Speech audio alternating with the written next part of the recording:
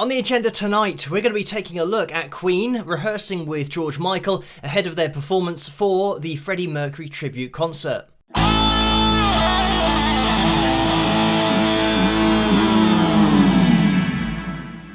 Hello, Phil here from Wings of Pegasus and welcome to another analysis video. If you enjoy this video, please give it a thumbs up and subscribe.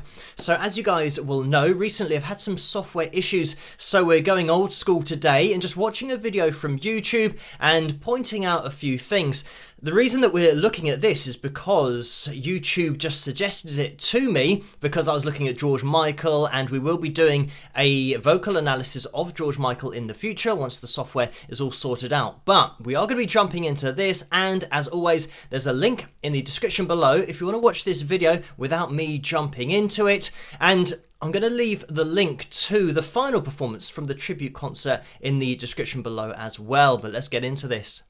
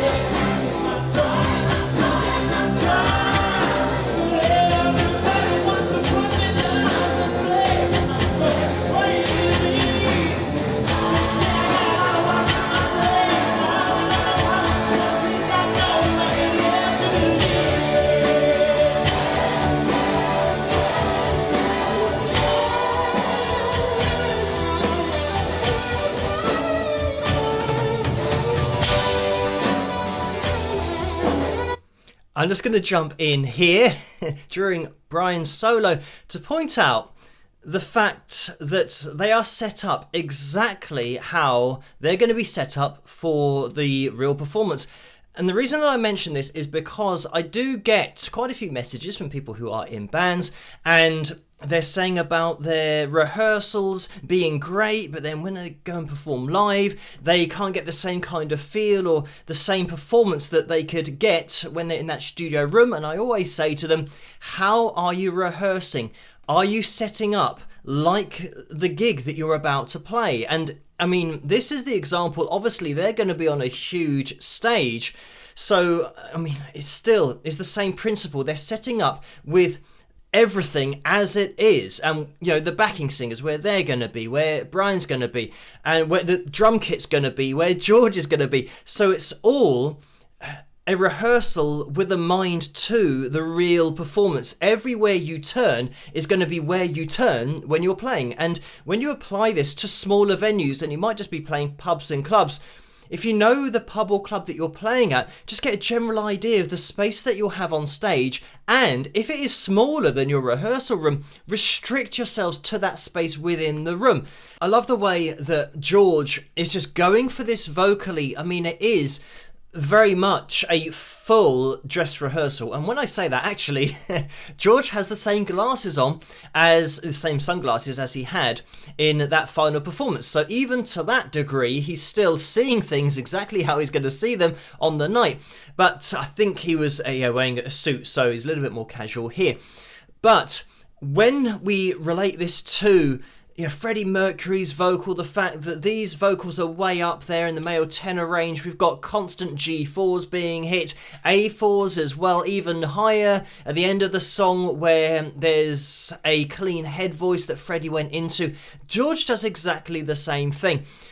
So, I mean, it's amazing. I mean, George's performance in this rehearsal, but just in that final performance, was just amazing on a totally different level.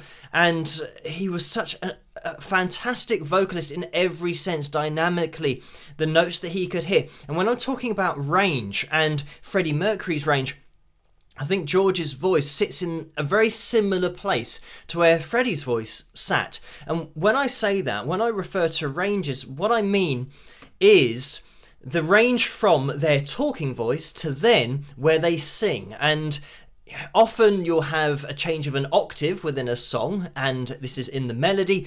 But with some songs, you'll have a couple of octaves, maybe 2.5 octaves, and there's quite a lot of range from the bottom note to the top note. So you start to get the idea and the relationship between the notes. Say, for example, your voice sits naturally at a C4.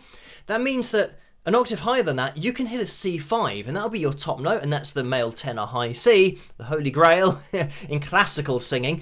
But when I say about the G4, the A4, and even the B4, the C5 is just one note higher than that, just a semitone higher. So it means that it is way up there for male vocalists. But if your voice naturally sits higher, then you can get those notes. But it means that you might not be able to get lower notes that other baritone singers can get, and get a really nice full sound to their lower range. And this is just the thing about singing and your voice and where it naturally sits. George, I think, had that voice that just sits in and around that place where these notes in the male tenor range, he can hit them, and he does belt them out. He's hitting this in chest voice, so it is part of his natural range at the top end. He's not having to flip into falsetto or hit it in a light head voice configuration. I've just taken it back so that we can appreciate Brian's solo.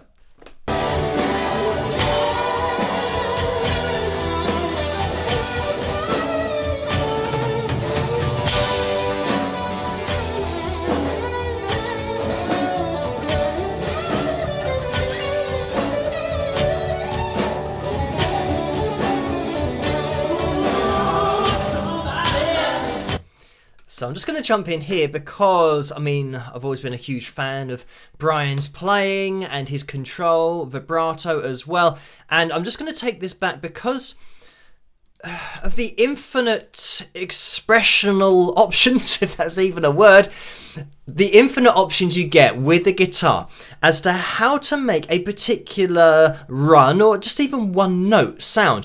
And we have that on this little run up.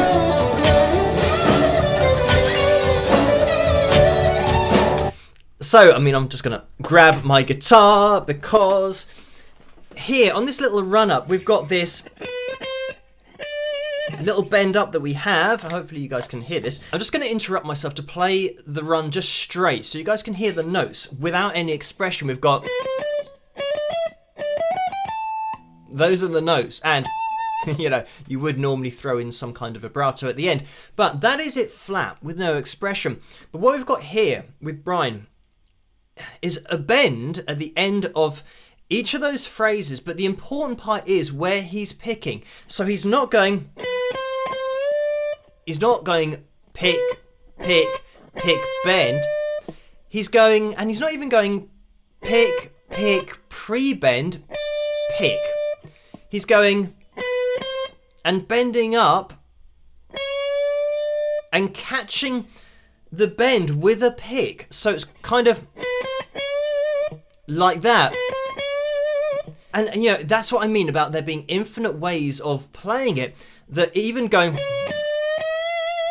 picking halfway between that bend gives it such a unique sound. I mean, it's just something that is so Brian May in the sound. I mean, of course, with the guitar and the tone as well, almost sounding like he's got a low pass filter on the EQ, because it's not aggressive, it's not bright. The tone is really smooth and middly, and it's just Brian May. When you hear it, you just know his guitar playing, but you just know the tone.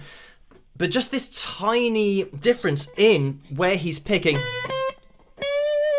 just before he gets to the top of the bend, and that's all alternate picked as well. But these tiny details that I love, and it's only when you kind of listen to it carefully and you break it down, you realise, oh, he's picking between the bend, which gives it that sound of smoothly taking you to the top. But we'll get back into it.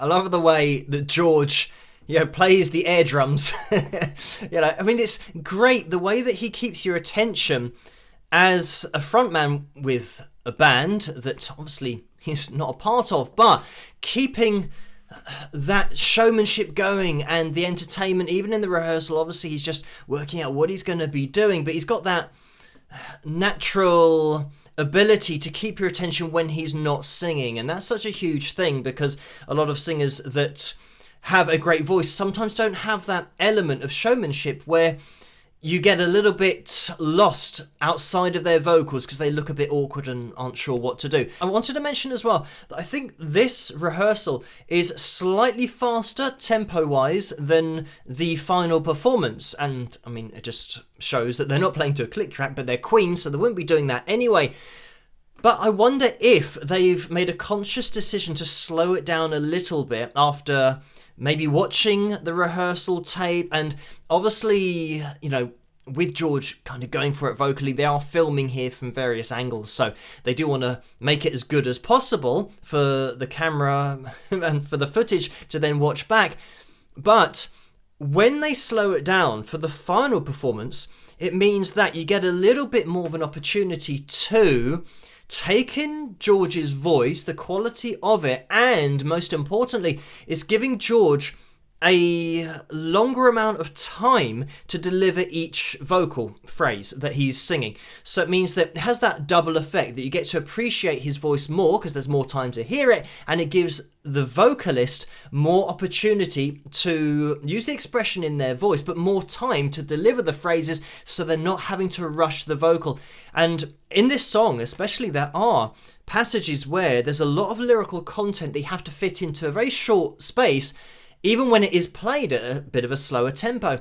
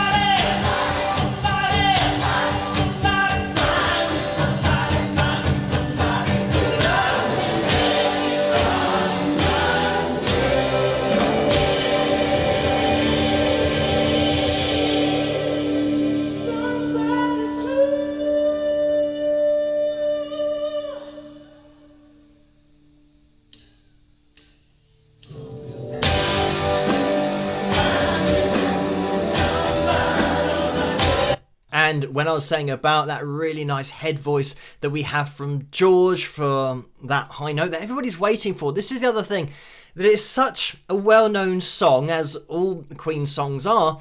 Everyone's waiting for a particular vocal and a particular note that you didn't sing on the original. And I mean, that is, just singing any Freddie Mercury song is such a huge undertaking for any vocalist, but especially at a tribute concert and singing such well-known songs and being compared with and compared to Freddie Mercury. I mean, it's a huge thing for a vocalist, and this is why this is so good, because George does his own version. He's not trying to be Freddie Mercury. He's hitting all the notes that Freddie hit, but he's doing it his own way, and it's absolutely nailing it. And that's why it's such a great rehearsal, but such a great final performance. And you'll see how he left the little gap there at the end of that phrase, and in the final performance, I think that's when he holds the mic to the crowd. So every last detail here has been thought of, planned, and they're rehearsing it exactly as they're going to execute it on the night. By the way, you can see Seal and David Bowie in the background. So, I mean, they're just enjoying the show.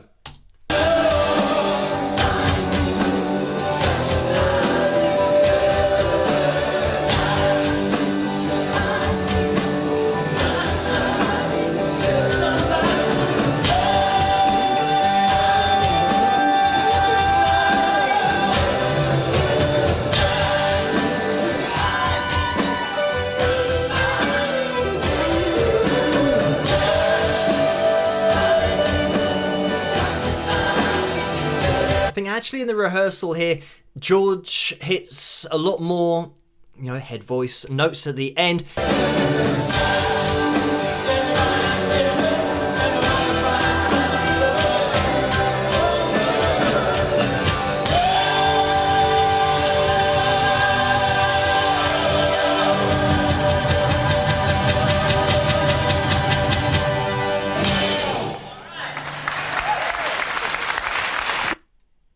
And there we have it, quite rightly, a round of applause at the end.